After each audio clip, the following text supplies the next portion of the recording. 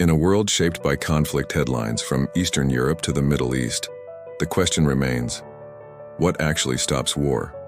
Not just temporarily, but sustainably. Today, we're focusing on one powerful answer: dialogue.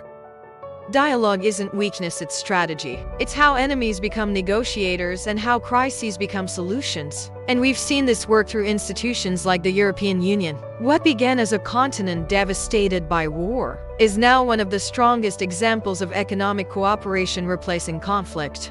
Exactly. The European Union shows us that when nations choose conversation over confrontation, borders can transform from battle lines into bridges. And alongside that, we have NATO, a military alliance, yes, but one that also plays a critical role in preventing war through collective dialogue and deterrence.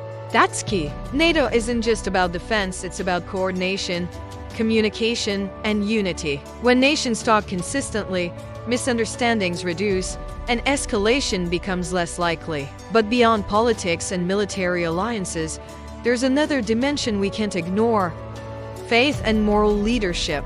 Absolutely. Organizations like the United Nations often partner with religious bodies such as the World Council of Churches to promote reconciliation. Faith communities have a unique role. They speak not just to governments, but to hearts. And history shows us that religious voices can calm tensions where politics alone cannot. They emphasize shared humanity, forgiveness, and justice, values essential for lasting peace. So what are the real rewards of dialogue?